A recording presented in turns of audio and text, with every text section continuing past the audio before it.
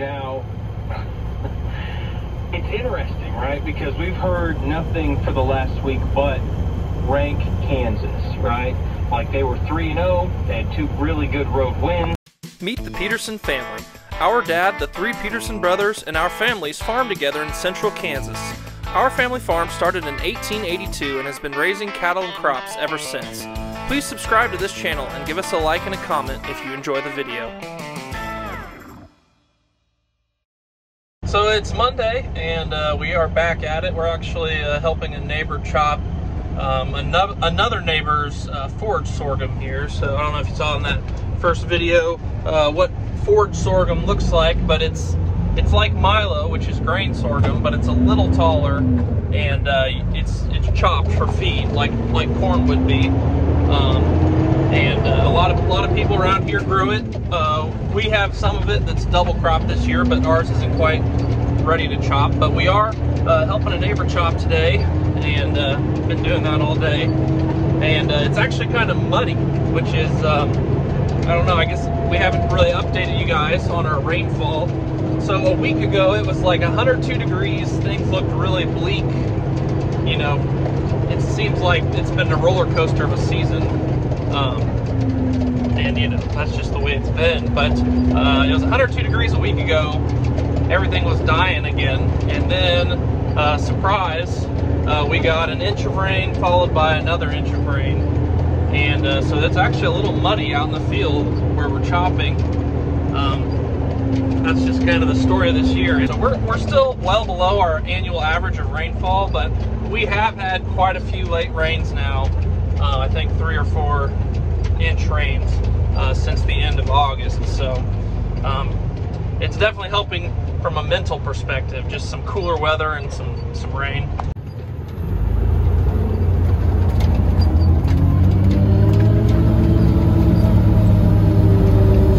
So our neighbor Mike has a direct head for his cloth chopper here, and it's working really nice to chop some of this shorter forage sorghum. A lot of years it gets taller than this, but you know, it's not very tall to use a kimber head with, and being able to use this direct head is really nice. Okay, after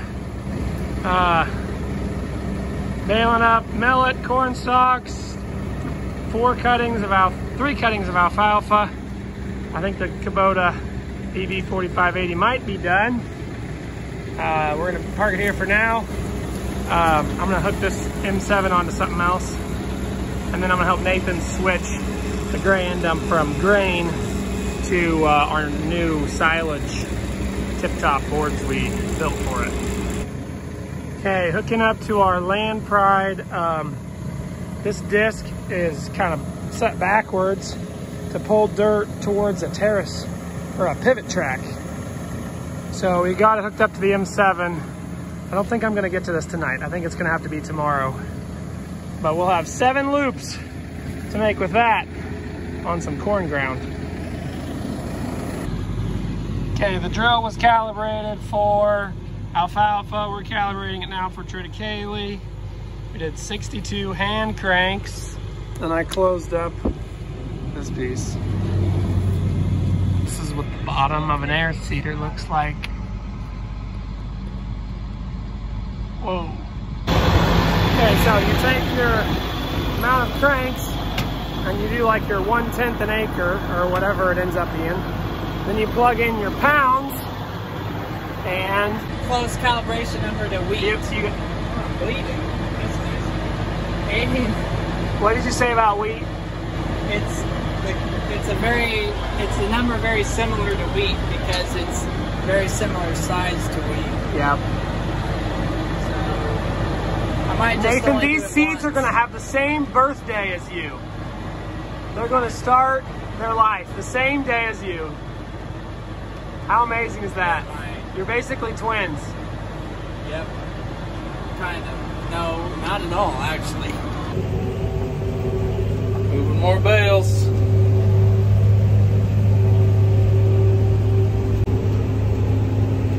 Getting that cover planted on the cornfield. Took all the stalks off. I'm out here drilling this triticale. There's Greg bringing home 4 bales from about a half mile back to the place. Saves us a partial trailer load, I guess.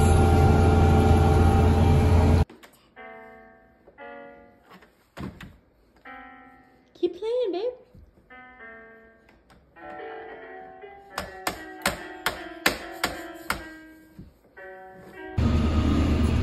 All right, scraping pins today. Loader up kind of guy whenever there's cattle in front of me. Well, the cattle have been staying away from me pretty good on the other side of the pin. This pin has 2 piles. Nathan is working on that triticale that him and I started last night.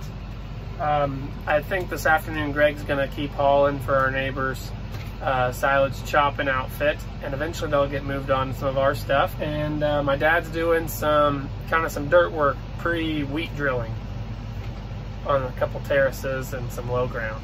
So the point of this is to get some mud out of any corners and to get the powder off the open areas so that if it rains more during fall harvest and we're busy, it doesn't make slop and mud.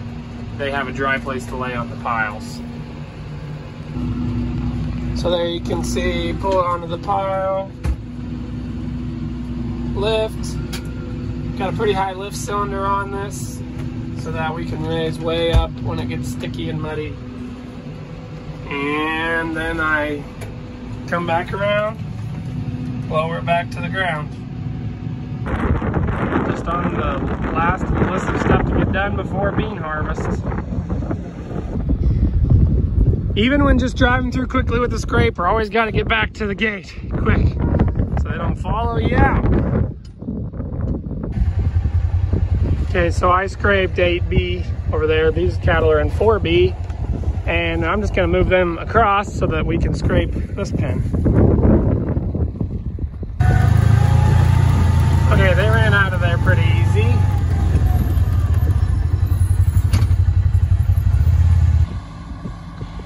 All right, Nathan's back in the yard, fueling up. First 100 acres of triticale is in. I am waiting on going to take a load of silage, or to go get a load of silage, but the cutter's not at the field yet. Dad finished up scraping some of the pins that I didn't scrape. I think he did pin 3 and 4B. And that tractor is the push tractor for silage, so it kind of needs to finish up what it's doing before the trucks start getting here in an hour or so. It is the first day of vest season. We did not make it to October before the vest came out. It's pretty chilly this morning. I'm guessing below 50. At least with a little bit of the wind chill, it might be below 50. This weather is slowing down the beans maturing just fast enough so that we can have another 2 days worth of chopping. Hoping to get 2 fields of sorghum silage knocked out here before we start bean harvest, so that when we switch the trucks over, we don't have to go back and forth with unhooking the end dumps and then putting on the hoppers or doing the tip tops on them. So, okay, I'm gonna move these cattle out of this pen because it's a Thursday, so we'll probably have new cattle coming in that we'll put in this pen. Okay, the third load is already here. I got buckets for inoculant since we don't have it on that chopper. Okay, update. Some cows decided they wanted to go and eat off every sunflower head. Okay, here's what sunflowers look like that haven't been eaten. This is the paddock that hasn't been grazed yet, real thick.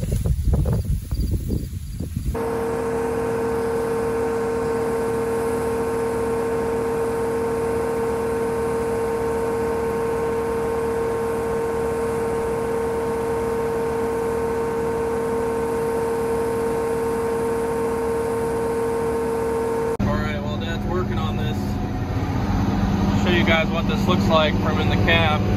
Basically a sickle head, swather head and we're going around and we're kind of picking out the areas that didn't head out. This Milo isn't going to make anything. Compared to over here, we got Milo that looks good, that's worth combining.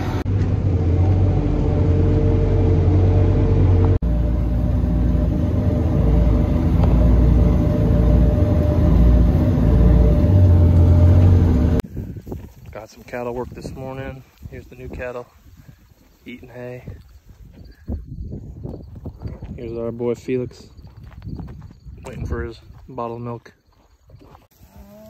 I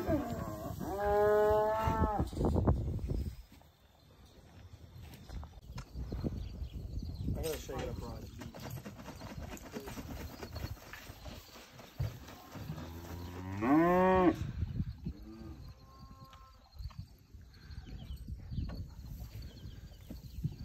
Who's a good buddy? Who's a good buddy?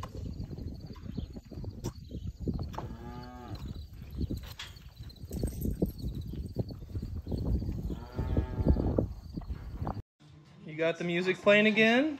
This is Simple Fiddles. Always faithful. Always.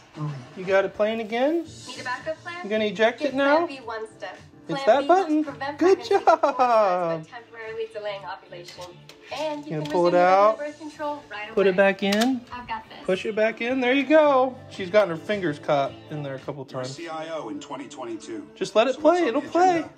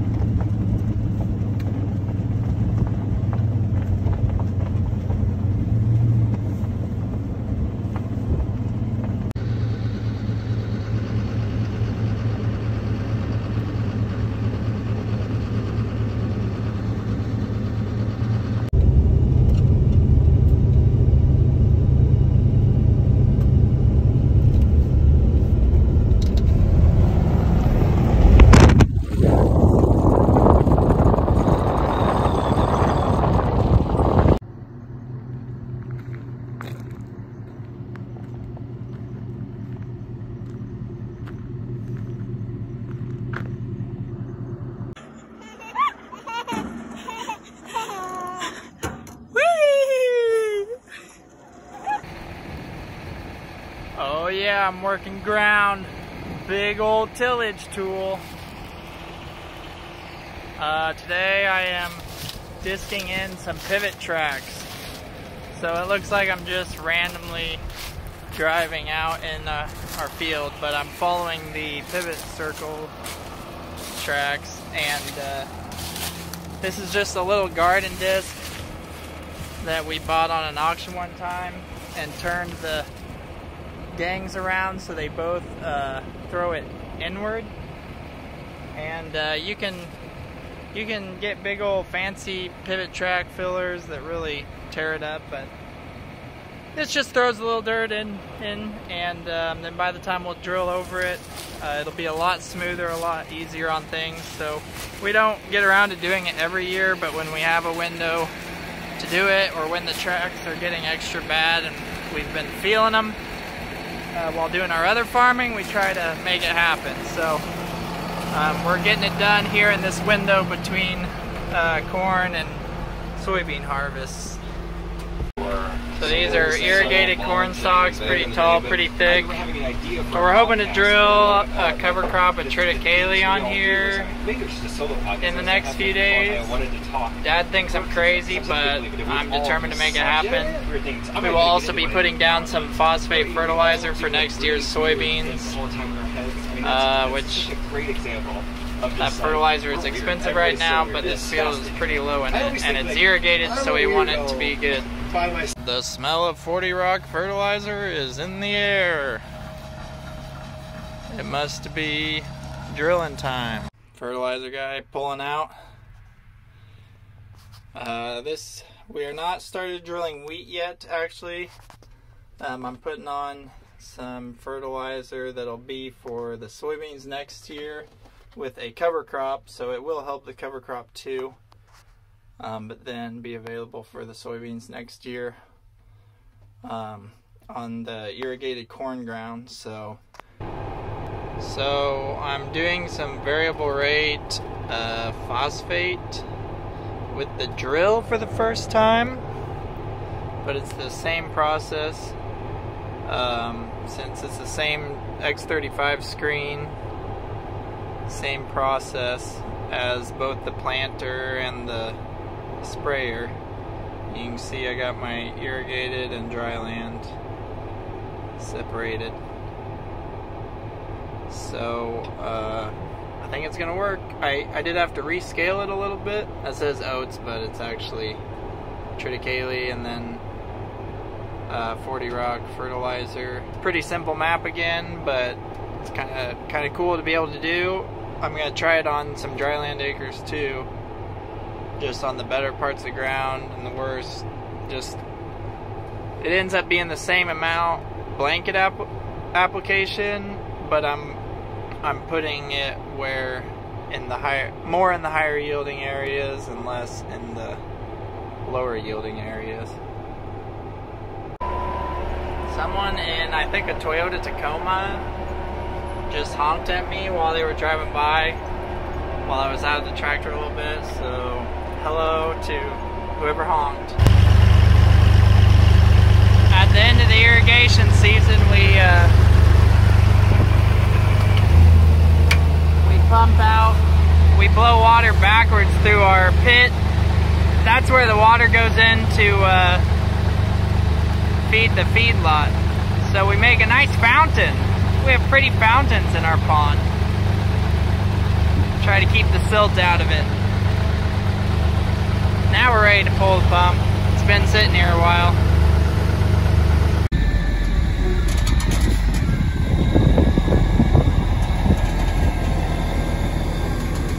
Filling the small trench up. These are Milo stalks of a neighbor's.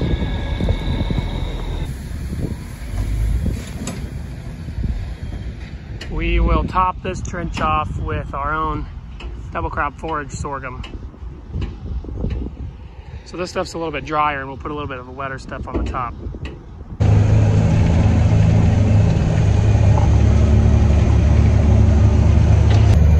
So this field was about 40 acres of irrigated Milo that our neighbor had combined, and it was early Milo, and so the stalks were actually still pretty green and they were pretty tall because it was irrigated. So we got some pretty good tonnage of silage off of this even after the Milo was harvested, and it was about a 6-7 mile haul back to our farm, so you know it wasn't too far away. Getting a load of distillers and all that.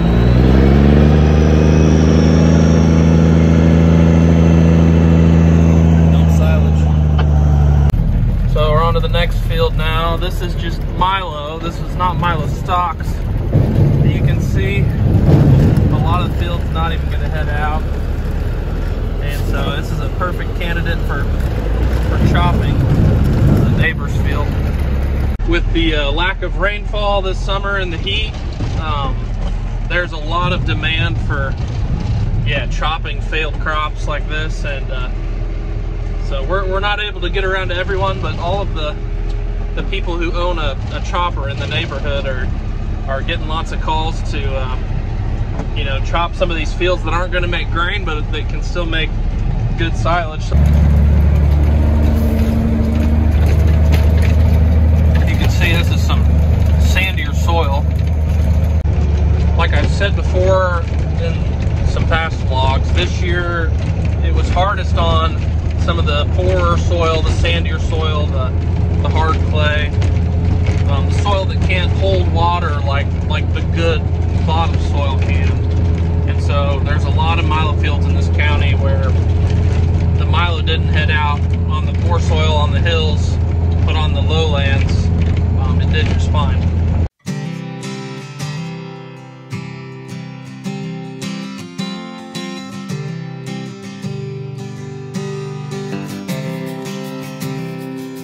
So we also started planting wheat today, and that's what Nathan's been working on for most of the day. We got the cover crop planted late last week, and then starting on wheat wheat today. It's Monday, October 3rd today. And so maybe getting a little late start to wheat. And yeah, we've got a long way to go, but good to get started. How was your first day of planting wheat? Good. I didn't do much. Yeah, you're right. Just a little slower. It took me all afternoon to Get started. get going. Now that you've got that out of the way, tomorrow's gonna be good. Yep. Got some buckets. Yeah. Nathan's always getting buckets. Just like in his high school basketball playing days. He's been getting buckets.